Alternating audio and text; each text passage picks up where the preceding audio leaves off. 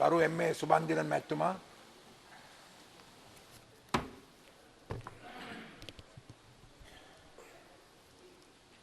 Thank you, Honourable Speaker, for the opportunity given to me to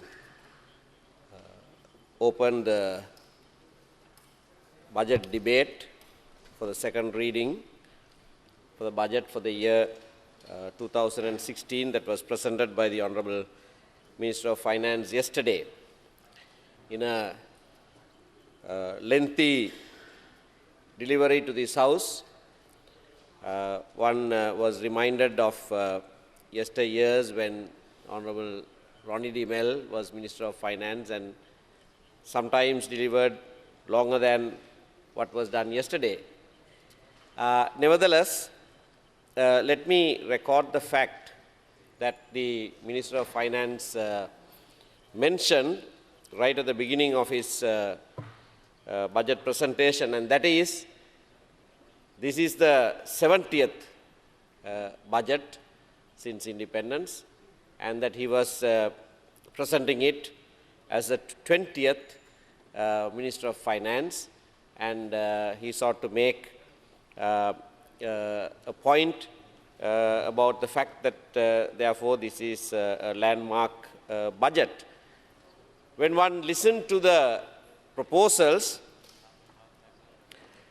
it seemed that there was a deviation in the economic policy, a significant deviation, and even some of the measures proposed, which the newspapers have highlighted this morning, as is the custom, the prices of essentials, which are the most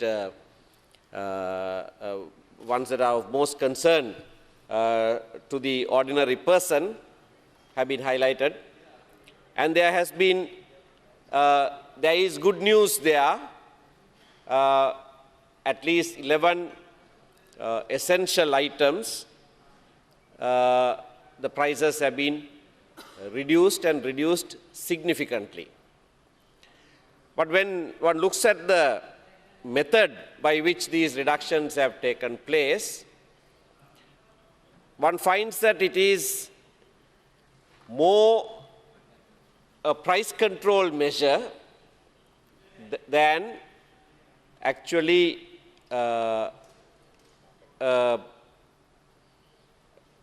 spending by the government.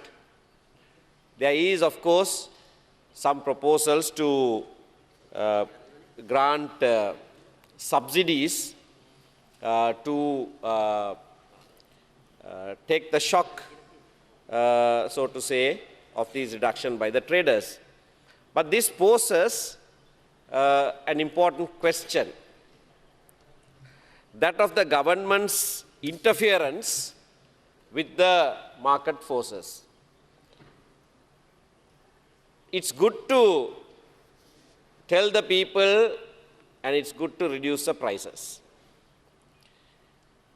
It's not good to reduce the income that the farmer would get for his produce. So the task then is to keep the prices that the farmer gets high enough, the yield for him to be substantial, and yet keep the selling price low. I know this is not a mean task, and yet it is for that purpose that the government exists. The government needs to formulate economic policies and implement it in such a way that the low-income earners in the country, the poor in the country, will still be able to sustain themselves by buying essential items, and at the same time, they themselves, it is the same category of people who are generally the producers, and that they get enough income for themselves for their production. Government's intervention can be positive, can be negative. The objective might be to achieve what I just said, but the result might be opposite.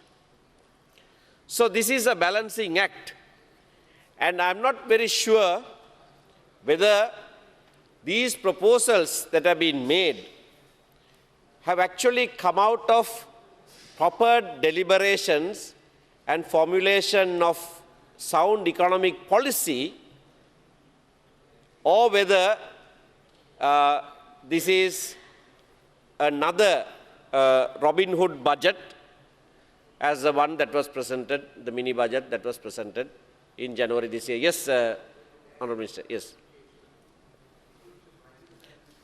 Your microphone. Prices have been reduced by slashing the import duties. Yes. And on the other hand, attempts have been made to keep the local producer also have his work profitable. For example, take the case of canned fish. Now there, we have reduced the prices, but we are giving a 15 rupee subsidy to the local manufacturer so that he will not go out of business. So both sides have to be looked into. You are quite right. But in fact, all these reductions, potatoes, etc., come through a reduction of the import duty. And these are fluctuating, as you know, right along. Every government has intervened depending on weather conditions, depending on local production and things like that. So while your argument is, these are not price control, it is by reducing the import tax. So you can have a detailed discussion. Yes, thank you. Thank you. No, I am thankful to the Honourable Minister for... It's only a clarification. No, I welcome that.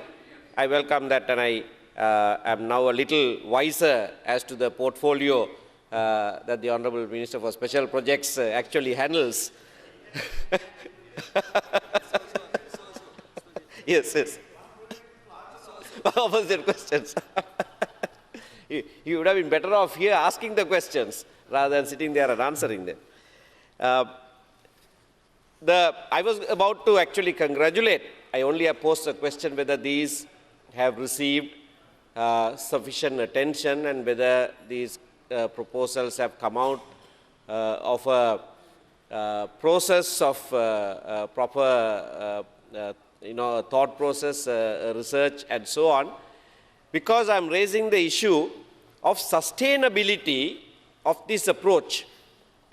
As a stopgap, yes, this is useful. But how long can government intervention mechanisms can work to keep tight control of market forces?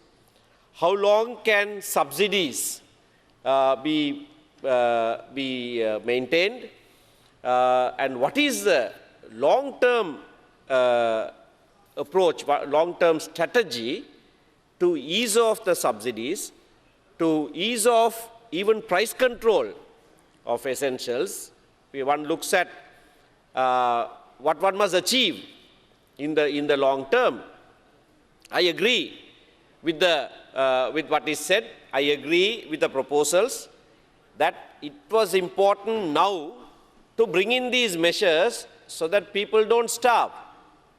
And I know there are certain areas, certain sections, this is not to be alarmist, but certain sections, certain areas that were near starvation levels in terms of adequate nutrition. And so you have to fix those problems, and I would congratulate the Minister for introducing these proposals, that in fact people can purchase these absolute essentials for their nutrition at much lower prices, and actually significantly lower prices than what they were being sold at. Now, looking at the revenue collection, this has been one of the biggest problems, and the forecast for revenue in Annexure 1 to the Minister's speech is, I think, 223 million more than the previous year, 223 million more. Now, if that materializes, it's well and good. But how confident are you that these new measures that you are introducing will actually result in a higher revenue for the coming year? I'm raising this question because many of the measures are new measures. And when you introduce a new measure of revenue collection, it takes time for that traction. It takes time to actually start collecting. So I'm rather skeptical about your projection for the ensuing year, that you have an increase of 223 million to that of the last year. There is always a huge gap. I'm sorry, 223 billion, I'm sorry, 223 billion. Now, I looked at the utilization of that increased amount, and I'm glad that at about 30% of that increased revenue, increased projected revenue, is for education. And I would like to congratulate the government for utilization of about 70 billion out of this 223 billion into the education sector, except that you haven't reached the 6% of the GDP in this budget. There is a significant shortfall. But nevertheless, I think the approach of expenditure in education, in the health sector, and various social infrastructure development is a welcome proposal. Now, how is this going to be funded? That is why I said it continues to be a Robin Hood approach. There are increased collection proposed from slightly higher income earners, and that is also to be welcomed. In a country where we want economic equality, equity, somewhat equal sharing of resources, this kind of measure is to be welcomed. But again, the measures that have been proposed with regard to vehicles, now a large share of this, I believe, will come through the changes that have been made to vehicle importation, emission tests, and other methods. There are two objectives that are sought to be achieved here. The minister is trying to get two birds with one stone. He's trying to collect revenue, but he's also trying to deal with excessive vehicles on the roads. And I think that's a good approach. We've had, as has been said in the speech, the rise in the number of road accidents, deaths due to road accidents, and excessive vehicles. The approach is good, but for the next year, is it possible to actually implement this? Because it is not possible for you to increase the efficiency of public transportation methods in 1 year. You need time. And this approach will then not necessitate increased roads, you do need roads for development. It's important. But for mass public transport, other measures have to be introduced. There are important measures that have been mentioned in the speech, like monorail, park and ride. Park and ride was introduced some time ago. It's been a failure. People are not using it. Moratuwa has a yard car park area and fairly luxurious buses that can take people to work. People are not using them. So one has to look into failed projects and see why people are not using it. It may be a small adjustment that is necessary, but unless that is looked at, merely saying park and ride, monorail, increase waterways transportation. I know that research also was done some time ago with regard to utilizing our canals. That's an excellent idea. But how much of that can be implemented over the next year? And I think you can't implement any of that in a period of 1 year. Certainly not even 2 years or 3 years, perhaps longer than that. So while you make your effort at improving that mass transportation methods, you have to ease off the vehicular transportation costs of private vehicles. Because otherwise, you're going to have a problem of people unable to own a small car, for instance, for a small family, and also not able to utilize efficient public transportation system. The whole approach, according to the minister, has been based on the policy statement by the Prime Minister on the 5th of November. And if you look at the last one of that, it says creating a wide and a strong middle class. Now, if you look at the middle class of yesteryear and what is called the middle class today, there is a significant difference. Middle class 50 years ago was able to afford a vehicle for the family. They lived fairly comfortable lives. Now, people at that level of position in government sector or even higher cannot afford those facilities that the middle class of yesteryear was able to afford.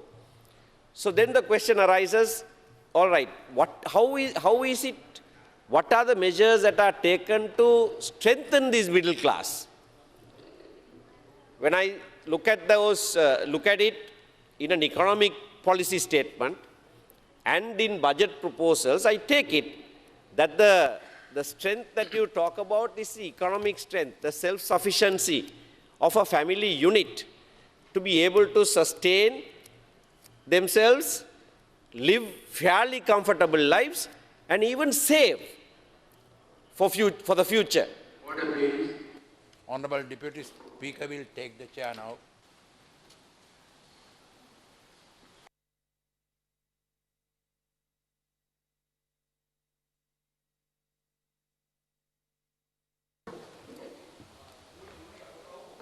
Please continue. Thank you, Mr. Deputy Speaker.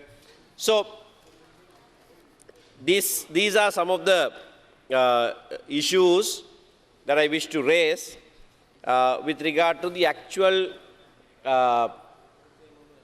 implementability of these proposals. The revenue collection, the Honourable Minister has said, will be more efficient because DS divisions are going to be utilized for revenue collection. I think that's a good idea.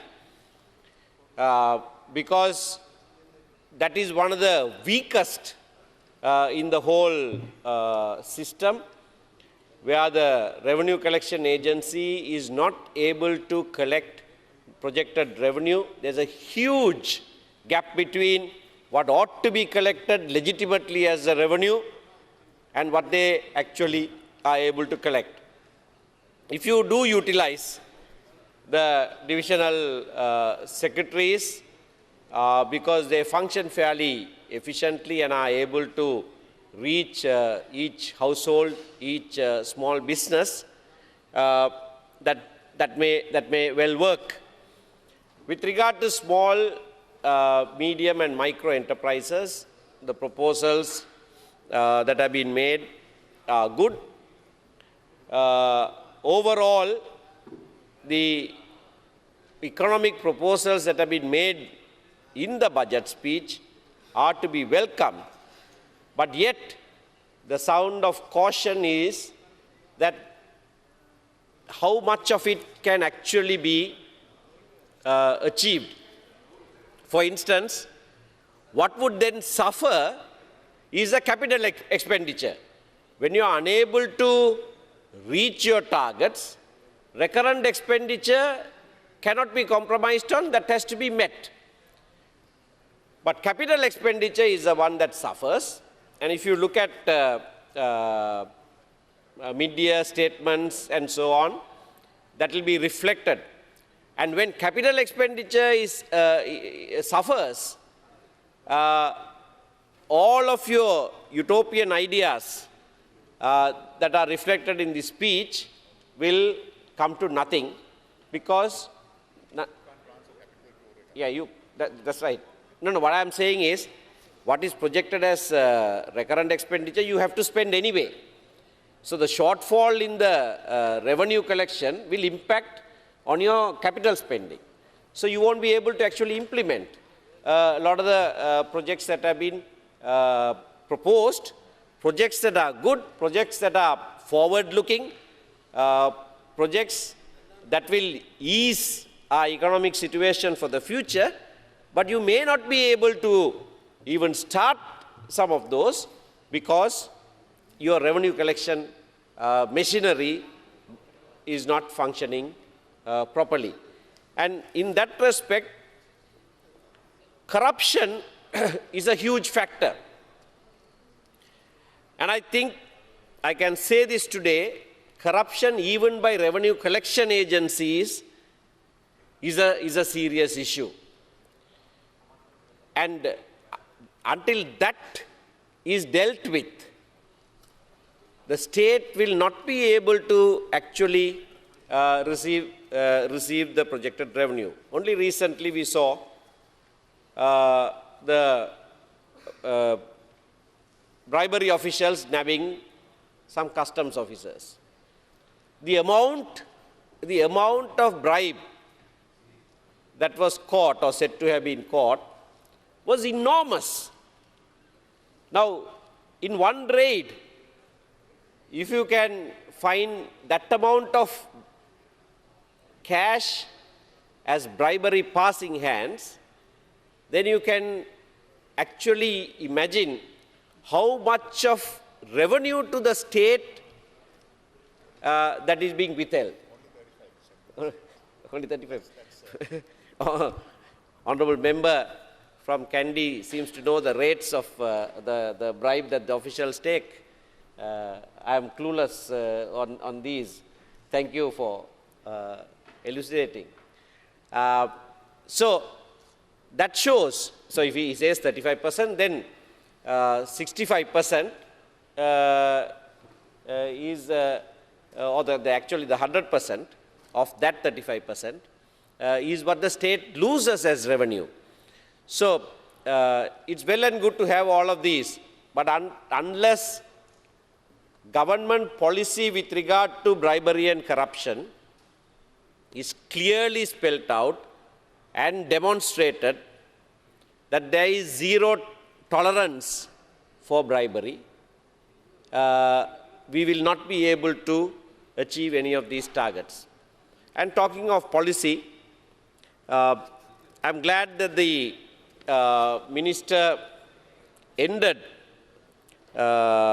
his speech by hoping that this country will become a rainbow nation where the happiness index will be high and so on.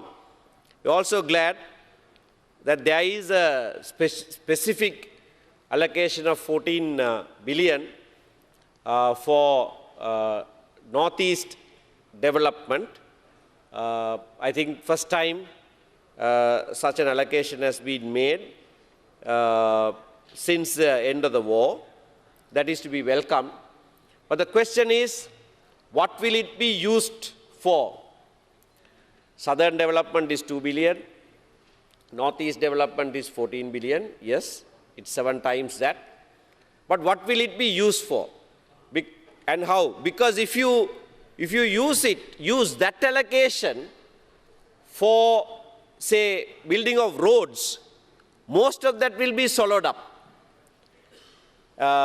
So I urge the government that other infrastructure facilities such as roads, railways, various other network arrangements shouldn't take from this particular allocation. That must go from allocations made to the respective ministries, and that this allocation of 14 billion, we would have liked to have much more than that, but I appreciate that along with that comes a promise of a donor conference for Northeast in 2016, particularly with the aim of recovery from the devastation of the war.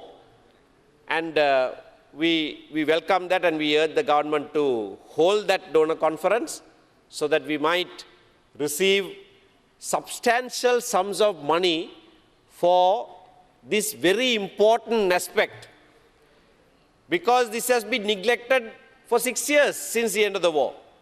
6 years is a long time. If you neglect an area that has been devastated by war for such a long period of time, then the recovery takes even longer, and the investment that you have to make will be enormously higher than if you addressed it immediately. Unfortunately, that was not priority. There were roads and bridges built. We considered that. We welcomed that even in the course of the last government. But that did not reach the people. And my plea today is that, yes, you have made some allocation for the Northeast development, bearing in mind that that area needs far more than perhaps the other areas because of the special needs associated with the war recovery. How that money is to be utilized is absolutely important. And how you consult with the people there, and how you identify the very special needs of that area, which are different to the other areas, is absolutely essential. And I hope that that exercise of consultation with the people's representatives of that area will be genuine, will be real, and will actually result in projects and methods that are implemented which will raise the living standards of the people there. We need to empower those people to stand up on their own feet. This is a fundamental issue that needs to be addressed. Various measures were implemented over the last 4 or 5 years. When the war ended, the institutions that rushed to the north were the banks. Banks went and lent money. Now there is a huge issue of people being indebted, unable to pay back their debts. A huge debt culture has been created. This is a common feature of our banks, that they lend without proper evaluation of the ability of the borrower to return, to repay. They are happy to take security and have the comfort of the security for the lending that they give, without actually examining the method, the viability of the project.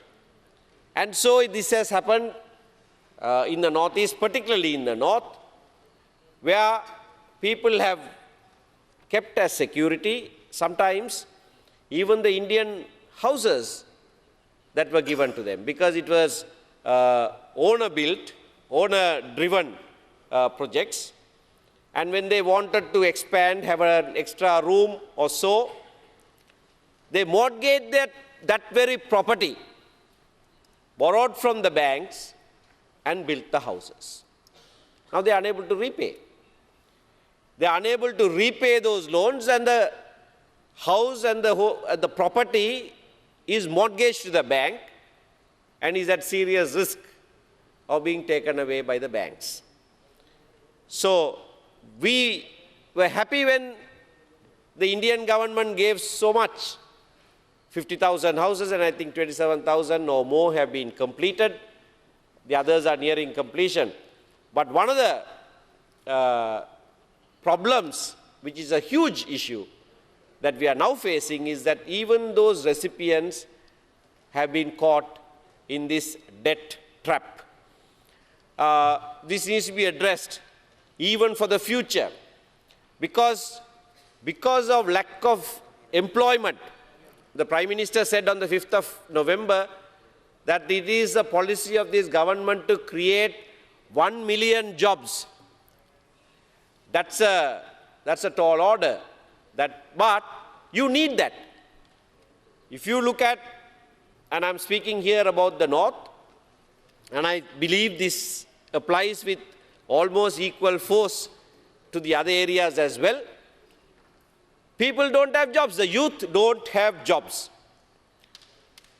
Unemployment, I don't know what the official figures that the central bank is dishing out, but if you actually go to the villages, people don't have employment, people don't have jobs.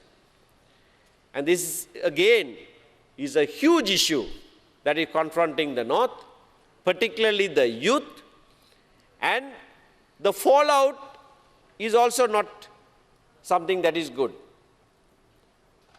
If they are unemployed, if they can't keep themselves occupied, there are other issues that arise, and some of those we have seen in the form of various social evils. And this must be a prime concern. And I don't see, as much as I welcome the general tenor of these budget proposals, I don't see enough in these proposals to actually achieve that target of 1 million jobs that the Prime Minister set out on the 5th of November. You need a massive drive, a job creation drive.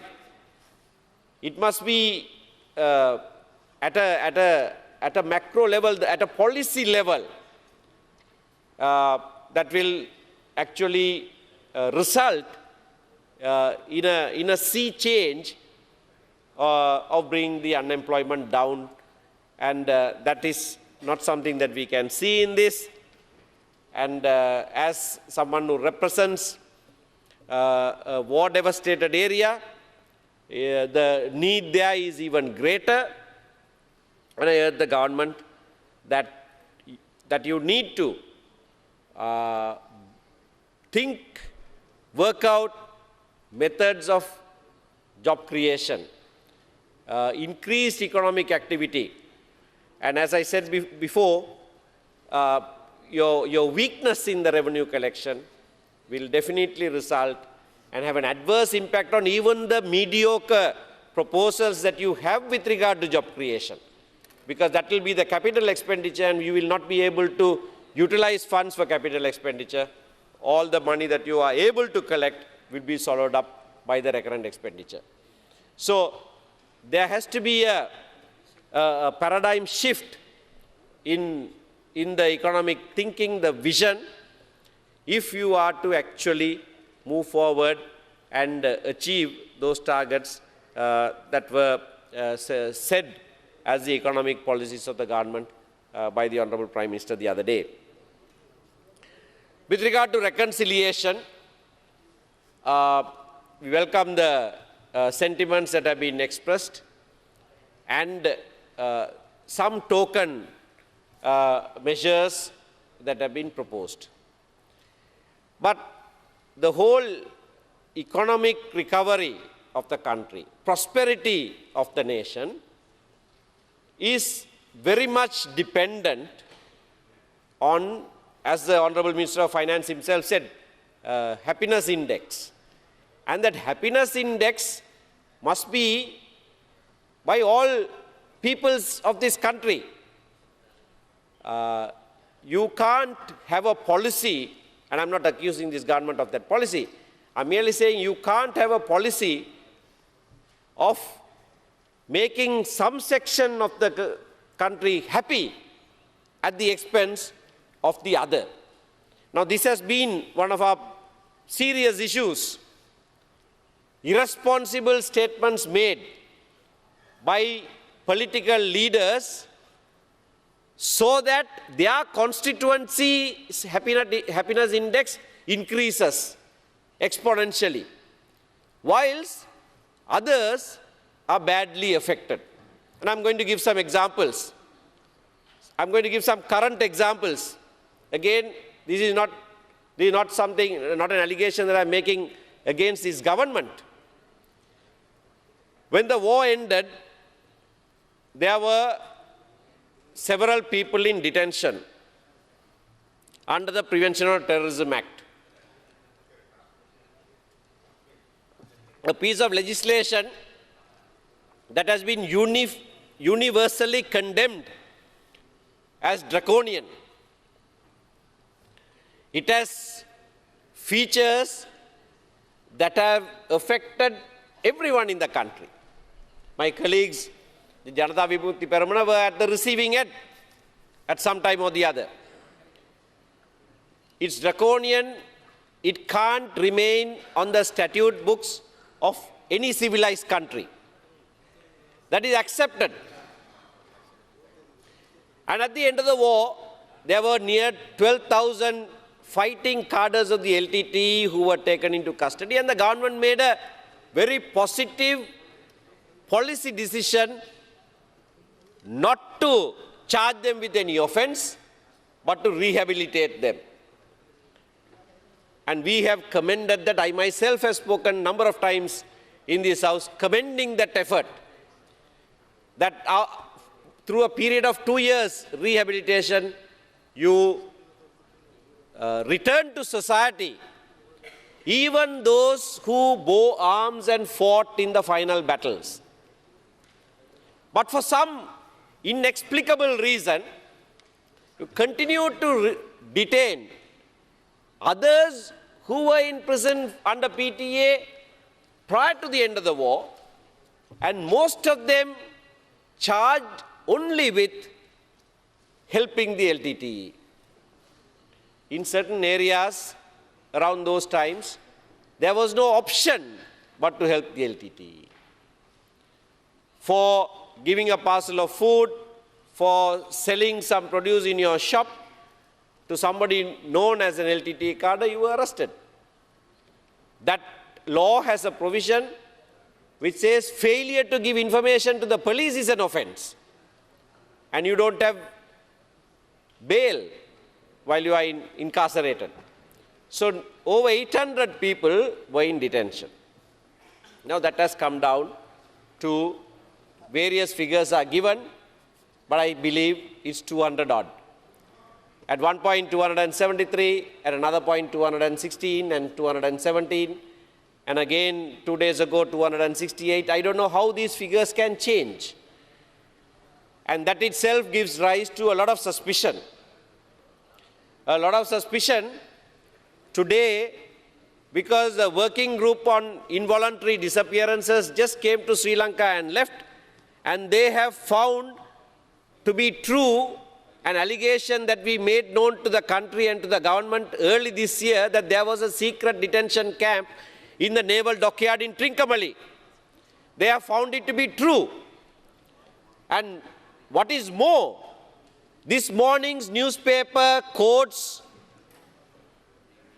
former Navy Commander Karanagoda, confirming that it is true. If you look at the Island newspaper front page today, former Commander Karanagoda says, yes, we use some old British air raid shelters to keep them. All he says is we didn't torture them. He says we didn't torture them. But he admits to secret detention camps. He is able to say that and walk around freely on the roads today. How is that possible? And where are those people today? Where are those people that the former Navy commander reveals to the country as having been kept in secret detention camps in old air raid shelters that were there in the naval dockyard in Trincomalee? We brought this to the attention of the government early this year. The government said, we have asked the service commanders. They say, no, there isn't anything like that. But we have met people who were kept there, who have later been released, some of them. And it was with evidence that we confronted the government.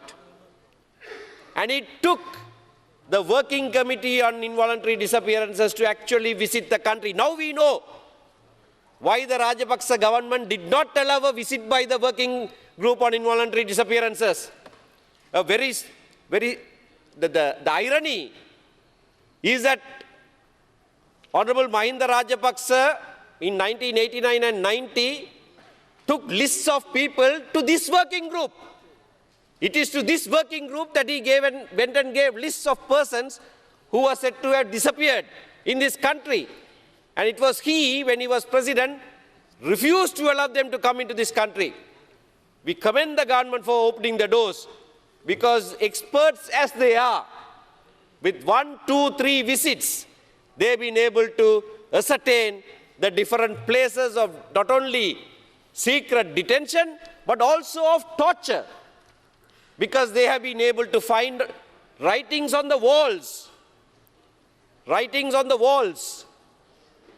torture victims write on the walls with their blood, and that has been found by the working group. And the former Navy commander thinks that he is acting so wisely, says, no, we did not torture them, but we kept them. Now what does this revelation do to this country? Kept in secret. So that confirms. Now, you have all of these good words to say about reconciliation, Rainbow Nation, allocating funds, and so on. But will there be reconciliation in this country if a serious issue such as this is continued to be swept under the carpet? And what is worse, people who have spent their time in prison for such long periods of time, some have been there for over 30 years, some have been there for over 20 years, and their cases are not yet over.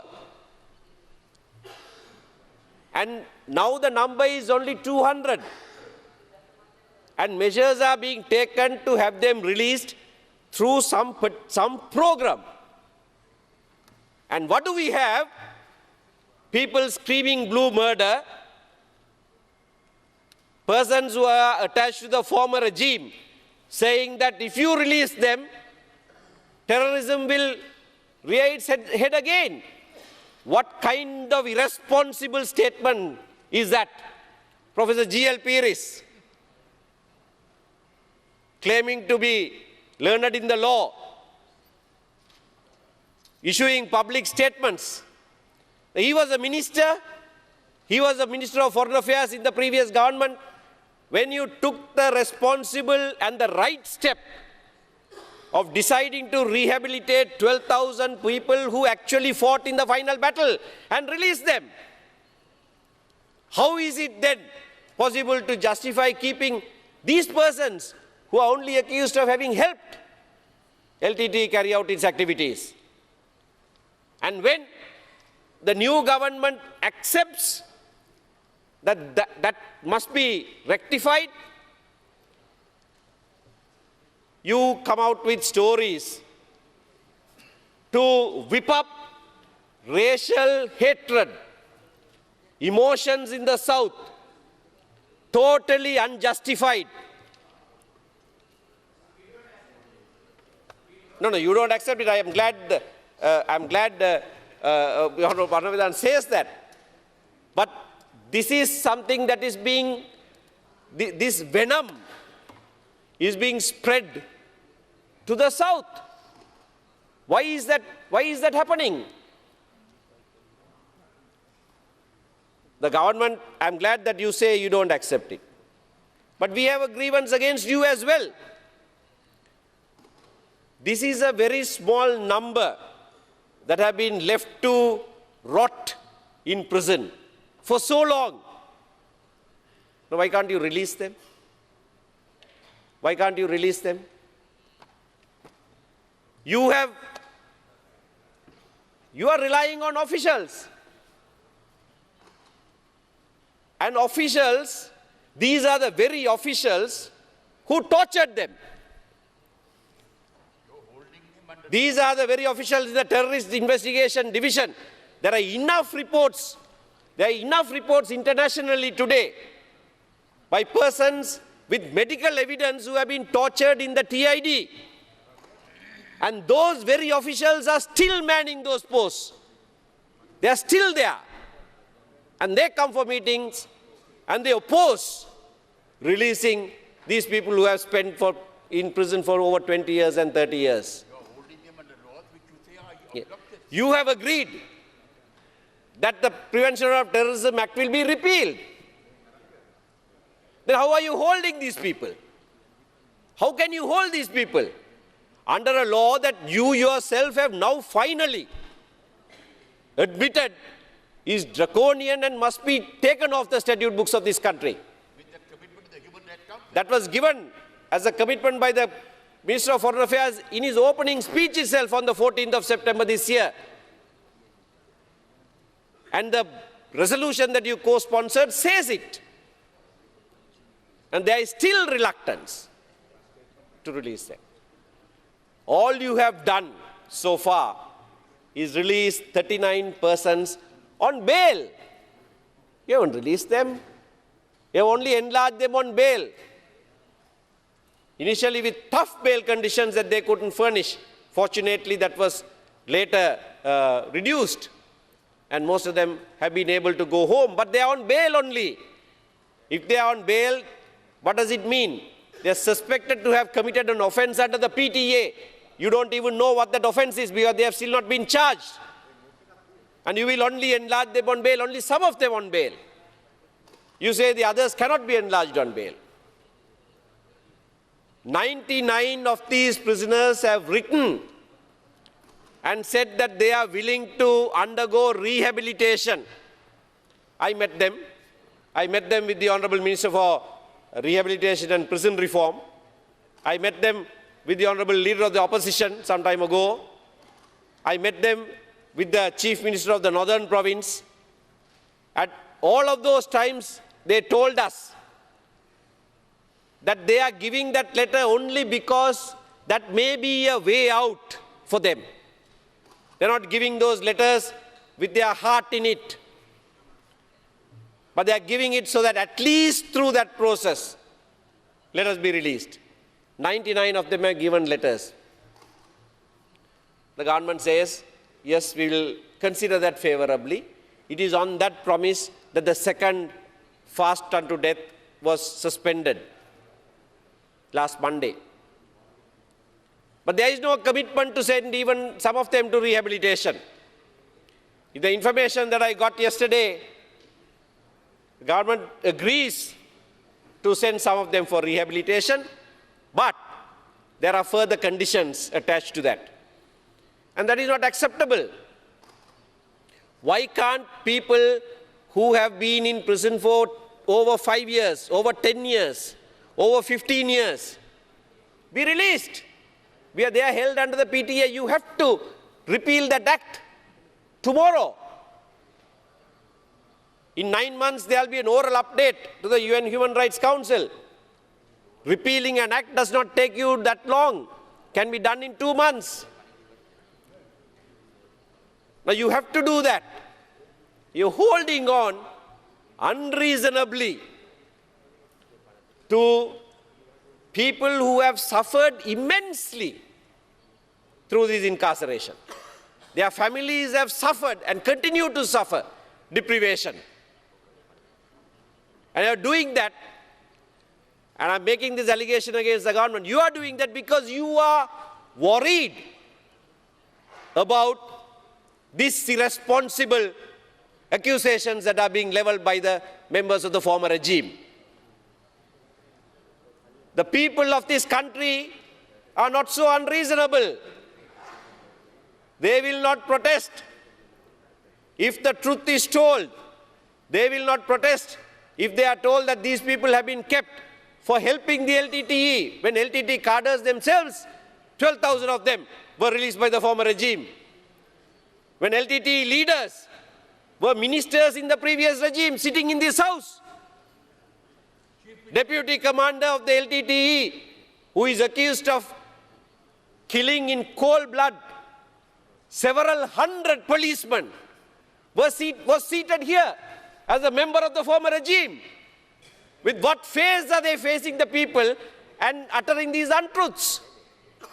That releasing these few 200 people who have been incarcerated unjustifiably, unreasonably for such long period of time is going to revive military or terrorism again in this country. While they have with them made one of them chief minister of the Eastern Province. So now he's been arrested. Only now the wheels of justice, they say, grind but exceedingly slow. So we can see the slow progress. Nevertheless, we recognize the progress. At least now some action has been taken. But there are others.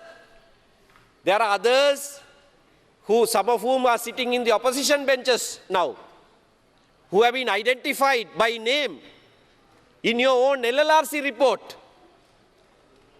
They're still out and about.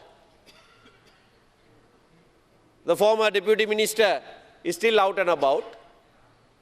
The one that the whole world knows as an arms procurer. And when you were Honorable Deputy Minister, you were vociferous from this side about KP.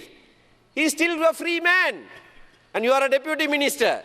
You are a Deputy Minister of Justice for a number of months. He is a free man.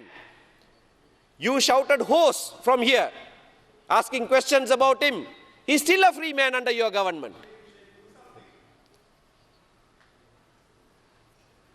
Honorable member from Gaul, you were member of the previous government, and I'm shocked. I'm shocked that you are Honorable Dr. Pathirana is a generally a very reasonable man, but you are a member of the previous government. All this happened under the previous government. I am calling them to task for not delivering on their promises. But certainly it doesn't lie in your mouth to say shame, shame to them. So, I'm asking these questions. How are you able to justify keeping all these poor souls in prison, worried and frightened that some outdated professor will charge you, will scream at you, will whip up racist sentiments, while you are not taking any action against persons against whom there is Interpol warrant. Honorable Jayalalitha Jayawardena produced that warrant, the red notice from Interpol here in this house. No, it's 11 months since you said you ushered in Yahapalanaya. No, it's Yahapalanaya for that man, not for the good people of this country. Your good governance seems to be good for bad people, whom you have allowed to remain free. Now, this can't go on. Now, this is the month of November. And before I wind up, I want to say something very important. Thank you, sir, for letting me know the time and the time that I have to say this important issue. This is the month of November. It is in the month of November that we remember fallen heroes. And that is why poppy is sold at the beginning of November. And I wore a poppy flower as I walked into Parliament. That was given. We all honor the dead. We all honor those who fell fighting for some cause or the other. When I spoke in this house, when I made my maiden speech on the 6th of May 2010, I said, we mourn the death of every Sri Lankan soldier who died in this unnecessary war. Similarly, the government and every Sinhalese and Muslim person also must mourn the death of every LTT cadre who died in this unnecessary war. That sentiment must be expressed. It's important, if you are serious about reconciliation, it is important for you to allow memorialization, and government has agreed that memorialization will be allowed. Many of the LTT cemeteries have been desecrated. The most uncivil action by the previous government. I've gone to some villages. I'll mention the names of the villages, Uduthurai, Aliyavala in my constituency, where people showed me the area where their children are buried. There are coconut estates there. It's been flattened by bulldozers. The most uncivil thing that any community can do is to desecrate cemeteries. That has been done. They still want to remember their children in the month of November. And I think world over as we remember, world over as we celebrate, and I did wear a poppy flower, I want our people who have lost their children, they may have been LTTE cadres, but they all belong to us and they have died. And I want those parents and others to remember their children and brothers during the month of November. They have done that for years. They were prevented by the previous regime from doing that. But I plead with this government to permit them to remember them in those cemeteries in the month of November. We are at a stage when we are not asking for the division of the country. You know that. We are at a stage when we have publicly issued violence. Please wind up. You know that. Thank you, sir. I'll wind up now. You know that. Our people, those people, relatives of the fallen cadres have voted for that kind of policy. What more do you want? We have said we don't want to divide the country. We have said we don't want to take up arms again. But let us remember our children who fought for a cause. Be magnanimous and permit these families in this month, beginning to